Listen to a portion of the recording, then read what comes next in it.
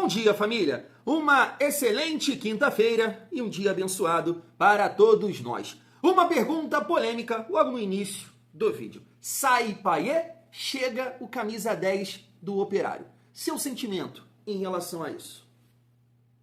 Família, não passa de um rumor, de uma consulta, mas eu quero falar sobre esse camisa 10 do Operário. Vamos trocar uma ideia também sobre uma informação do canal Na Torcida Vascaínos, né? Dizendo que o Vasco já está encaminhando aí 2 contratações, uma delas um atacante. Eu fiquei pensando, ontem eu destaquei aqui, né, uma resposta do Vitor Sá, e ele tá facinho.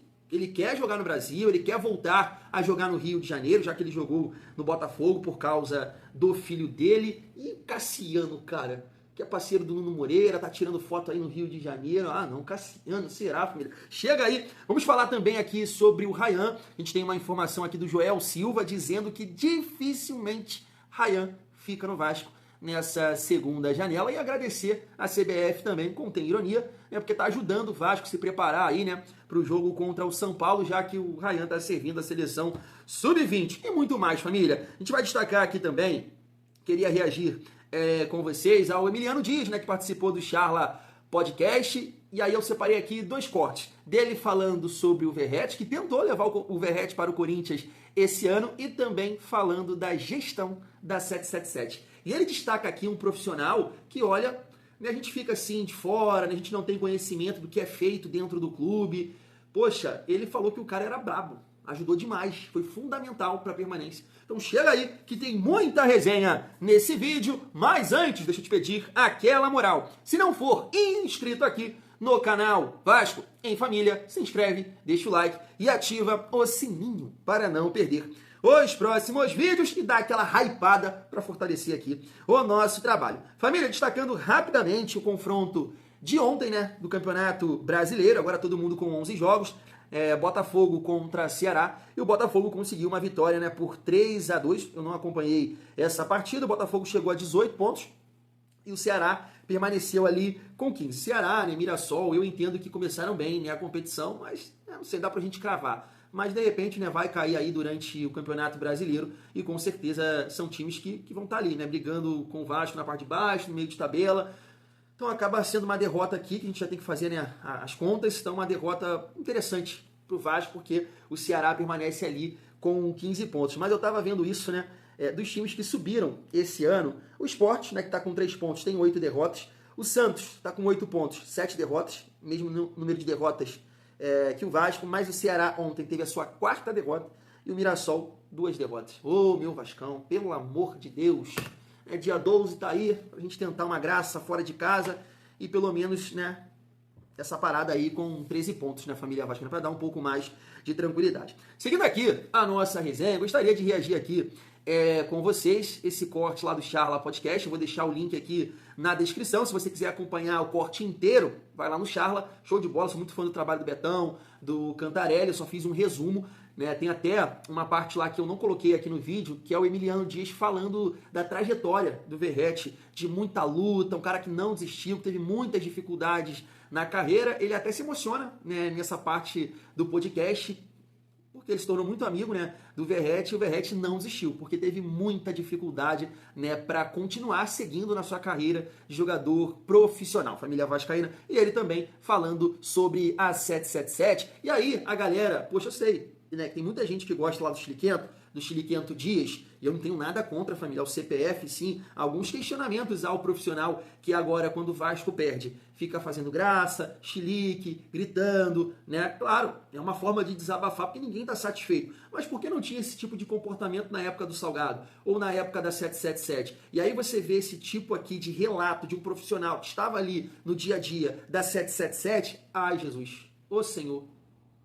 Interessante, né? Aí, um cara desse não assume assim, gente, desculpa, tá? Desculpa, eu não tenho direito de cobrar, de xingar, de falar que é bagunça, eu não tenho esse direito, porque olha o que eu fiz, o que eu passei aqui para vocês, eu botei minha credibilidade em jogo, e olha o relato aí do Emiliano Dias, perdão, falando da bagunça, né, que era a 777. Chega aí, vamos juntos. Questões financeiras do Vasco, queria que você desse esse exemplo de novo e falasse um pouquinho mais assim, quando vocês estiveram lá, porque era a SAF, né, quando falaram, pô, vem aí a SAF.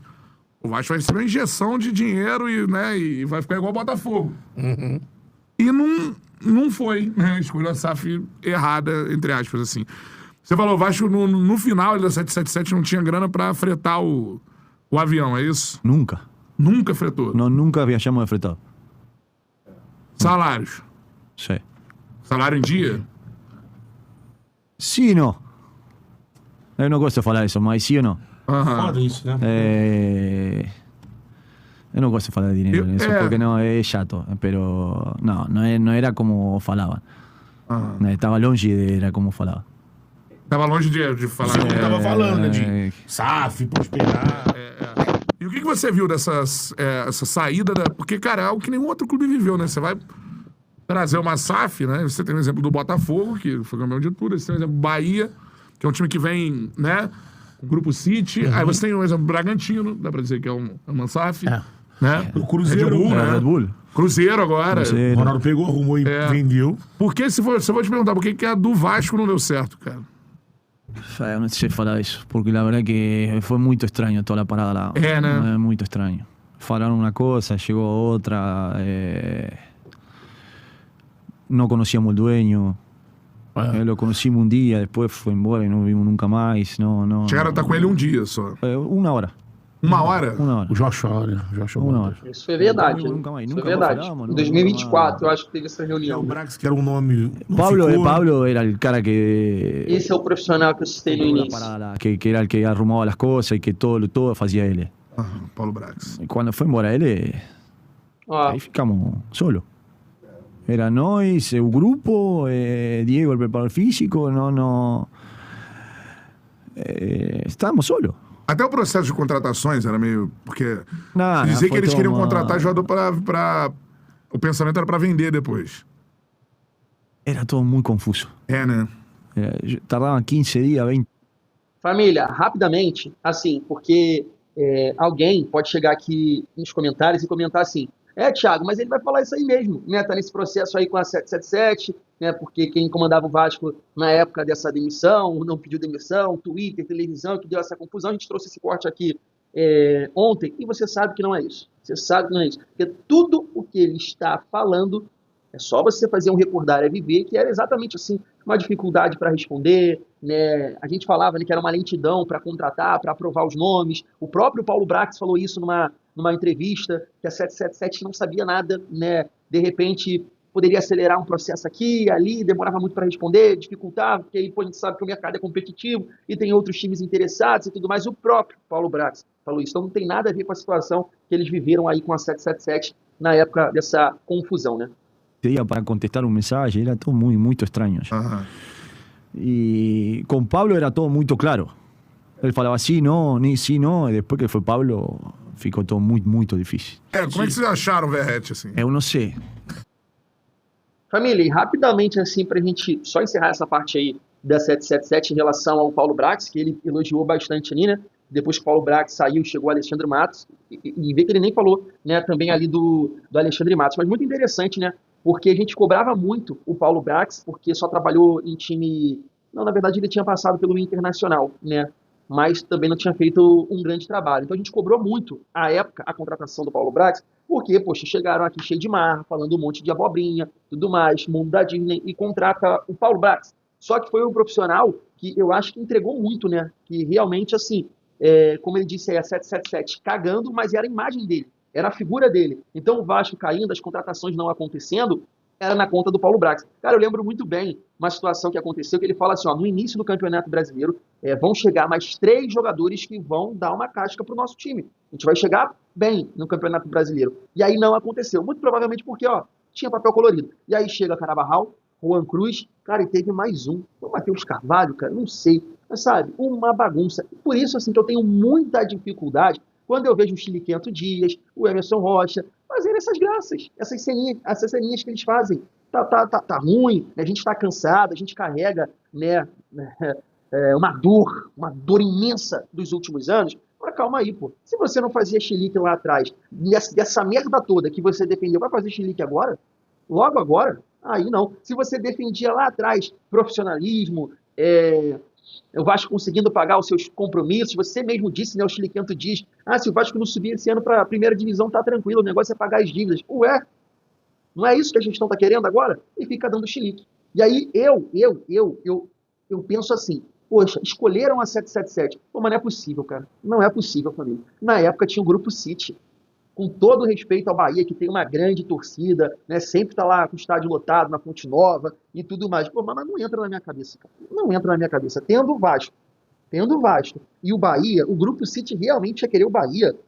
Não entra na minha cabeça. Com o potencial que a gente tem, não entra na minha cabeça. E aí me leva a pensar besteira, sabe? Me leva a pensar besteira quem escolheu a 777, que não é possível. Segundo a gestão Pedrinho, né, a gestão Salgado já tinha conhecimento que a empresa estava falida. E o chiliquento Dias defendeu isso com unhas e dentes no seu canal. Por isso que eu tenho muita dificuldade quando eu, né, vejo esses chiliques dele aí, após, claro, né, as derrotas do Vasco, família vascaína. Mas vamos seguir aqui com essa resenha aqui do Verretes, que é bem legal. Se liga só. Me liga, no sé de eso, no sé, la verdad no estoy al tanto. Faltaba un día, no teníamos la carpeta, pero estábamos brigando por 2 o 3 opciones que ya estaban negociando. Y estaba Pablo ahí. Estaban los 3 en el mismo patamar. Y estaba negociando con 2 y con Pablo. O Diego Costa, né, o Micael Santos e o Verrete, uma coisa assim, né? Faltaban 7 horas para fechar a janela. 12 horas faltaban. 12 horas. 12 horas faltaban. Y me liga, un amigo mío recomendó, Luciano, Lucho Escrimiasi, un cara amigo mío de Argentina. Yo ya conocía a él porque venía siendo el goleador. Mas eu achava que Belgrano não ia deixar salir ele. Eu puxo aqui para direcionar. Ahí está. Eu achei que no iban a deixar salir a ele. Tan fácil. Do Belgrano. De Belgrano, porque el cara había sido el artillero los últimos 2 años, en segunda división y en primera división. Y yo así como, no tenemos ni para viajar en avión ni fretado. Imagina que pedimos para comprar un artillero de Argentina. Imposible. Eu tava sem dinheiro para fazer o fretamento, né? No, nada, era todo línea. Línea. Brigando el rebaixamento. Caralho, foda. Y bueno, no daban los tiempos. 12 horas. En Argentina fechaba, aquí también fechaba. Eu agradezco hoje que nunca lo falei a Chiquitapia. Ele foi importante, ó. Também não sabia dessa resenha. Falei, Chiqui, dame una mano aquí. Porque claro, tem que... no sé cómo son los pagos que tem que hacer en distintas AFA, asociación, era difícil. Y él Estava o presidente da AFA. El presidente de la AFA. Y él dejó de cobrar todo ese dinero. Después van a pagar, sí, digo, qué sé, no sé cómo vamos a dar un jeito, pero vamos a pagar. Ajuda aí. Libera agora a gente paga. Y él liberó, a la hora liberó. Si no, Vegetti no estaba. Caraca, esse processo todo de fue horas. De horas. Y cuando llegó... Não, de horas e provavelmente se fosse outro profissional, ele não ia liberar. Liberou porque era o Ramon Dias Emiliano, né? Passou muito mal toda a sua carreira, ele. Agora que ele teve o destaque, é um cara que é um exemplo de vida porque a não desistir nunca.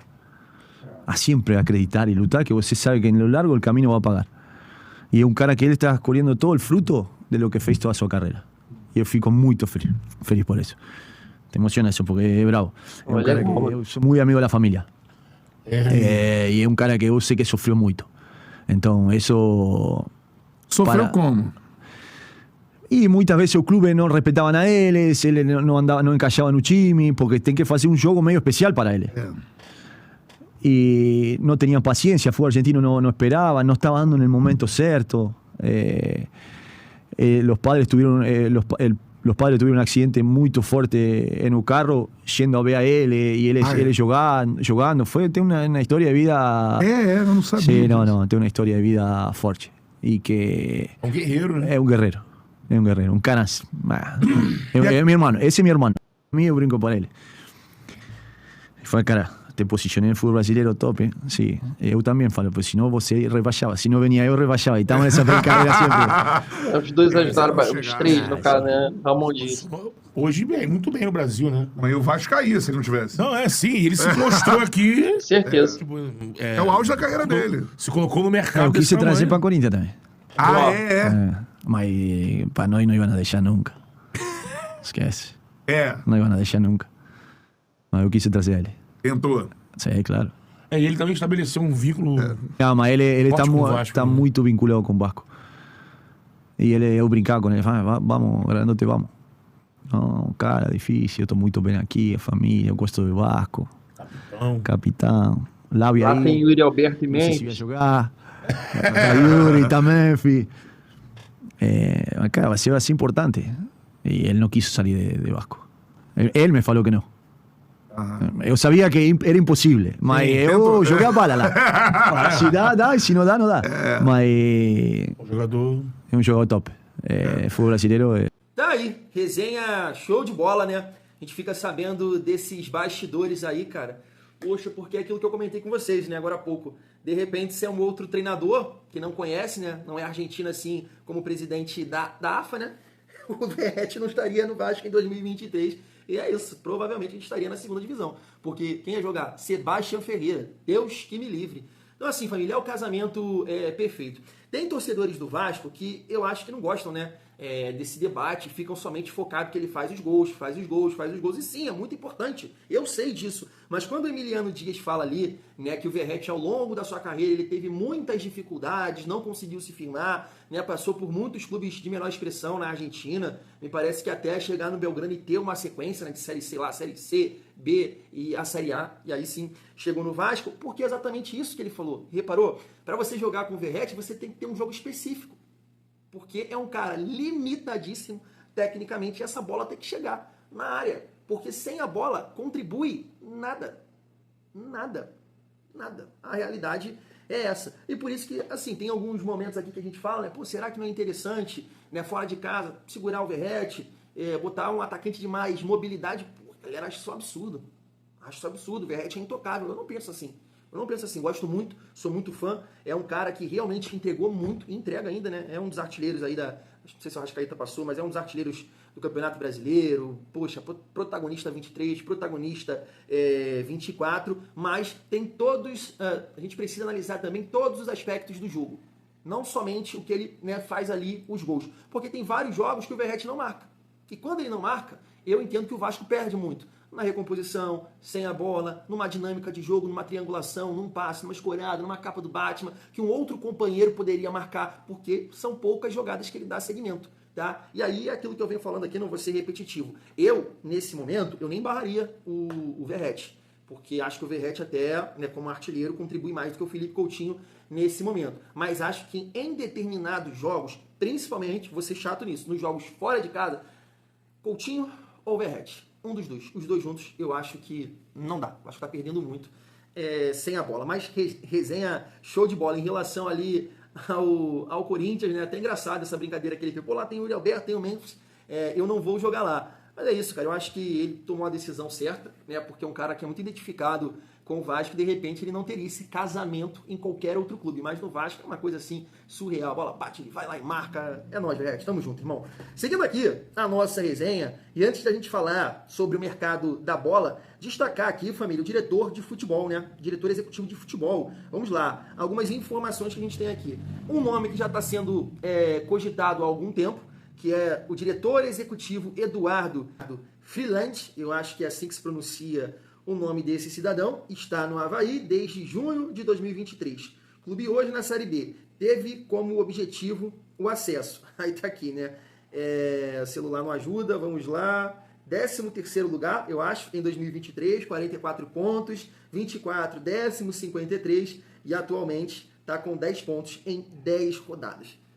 Eu não consigo entender esse nome. Mas assim, tem até um jornalista que a gente costuma repercutir aqui algumas notícias dele, né, que é o Matheus Gilbert, dizendo que o Vasco já fez uma proposta por esse profissional. Mas o GE levantou esse nome aqui ontem à noite. Vamos lá, ó. Diretor de futebol. Sem o diretor executivo de futebol desde a demissão de Marcelo Santana, há aproximadamente um mês, o Vasco vem afunilando a busca por um profissional para ocupar o cargo e tem um nome favorito, o de Bruno Costa, ex-Fortaleza. Aos 43 anos, Bruno Costa está sem clube desde que deixou o Fortaleza em abril.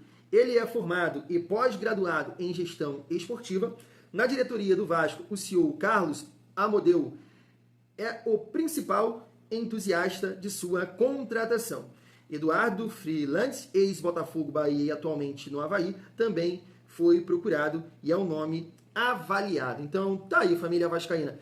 Sim, cara, é difícil imaginar, né, que esses profissionais, né, De repente, do Fortaleza, eu não sei assim, há quanto tempo o Bruno Costa está trabalhando por lá, porque né, é um time que ainda consegue, sei lá, achar bons jogadores aí no mercado sul-americano, sempre está montando times né, competitivos, pagando pouco, né? É a realidade do Fortaleza. Esse ano está até passando né, por um período ali de dificuldade, e aí mandou embora e contratou lá já, não sei o que, Zapelin, alguma coisa, Zeppelin, Zapelin, alguma coisa nesse sentido. Então, de repente, assim, pode ser um profissional para agregar nesse sentido, de repente tem uma maneira de avaliar scouts e tudo mais, né, de buscar aí no mercado. Já o profissional ali do Avaí, né, o Eduardo Freeland, já é um profissional mais, sei lá, que destaca os acessos né, que ele conseguiu aí com alguns times. Então não sei se tem muita coisa para agregar, acrescentar no Vasco. Vamos seguir, né? Vamos seguir aí, ver quem vai chegar para tentar somar, né, família vascaína. Até porque, né, se de fato essa informação aqui bater, né, que o Vasco já conseguiu adiantar aí 2 reforços, sabe, é para cuidar da papelada? Isso aí, vamos lá. Assim, família, ó, destacando aqui essa informação do canal Na Torcida Vascaínos, tá aí, ó.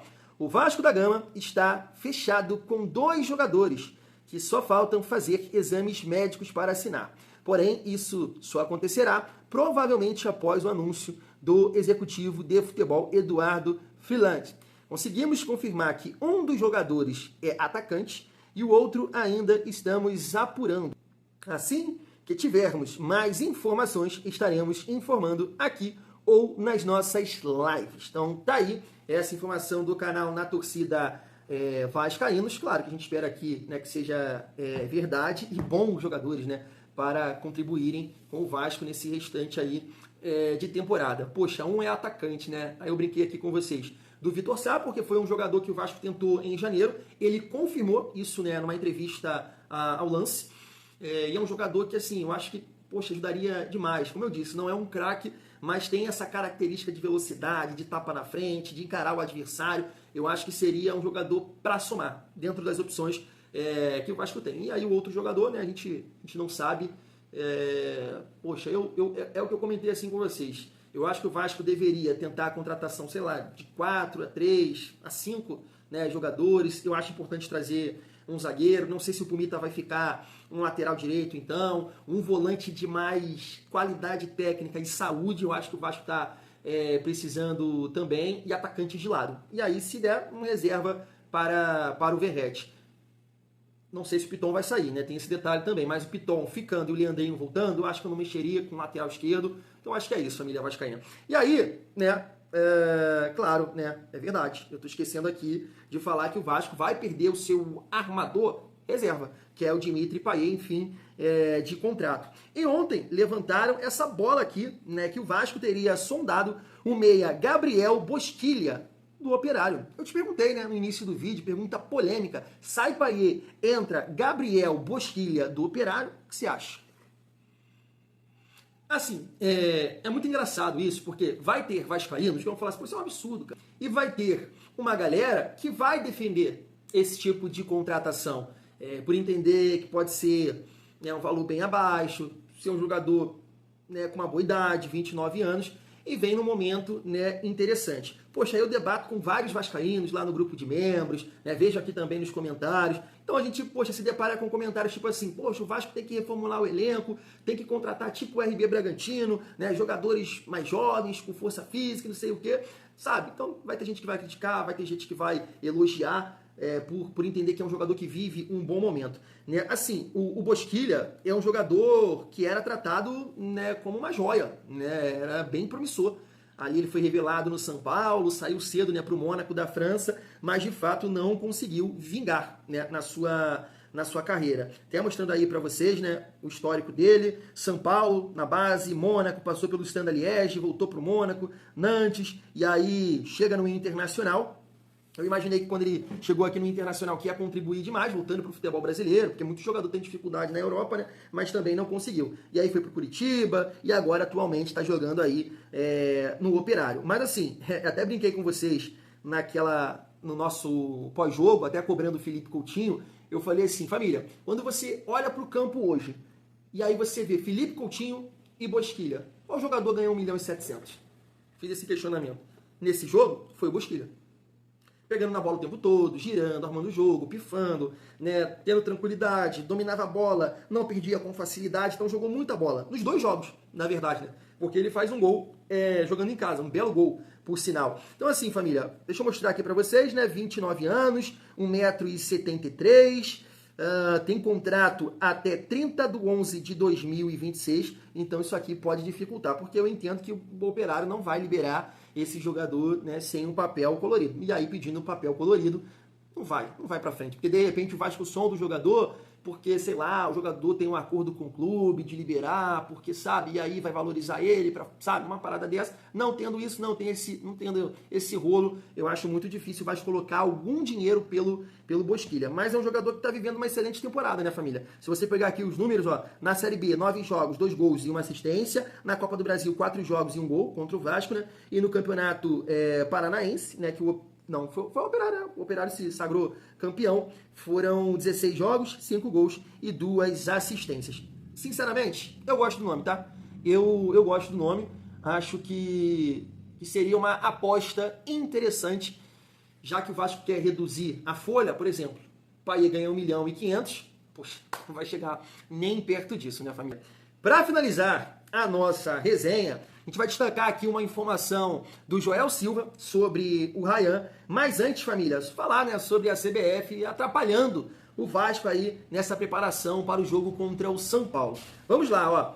Vasco luta por Ryan, mas libera atleta para a seleção. O Vasco, em conjunto com a CBF, tentou manter o atacante Ryan no clube durante a data FIFA, para evitar desfalques. No entanto, a CBF não aceitou o pedido e o clube foi obrigado a liberar o jogador, já que a convocação para a seleção brasileira é obrigatória. Para minimizar o impacto, o Vasco organizou uma logística especial para garantir o retorno de Ryan um dia antes do previsto, permitindo que ele treine na véspera do jogo contra o São Paulo. Com isso, o jovem atacante estará apto ao confronto, reforçando o time Cruz Maltino.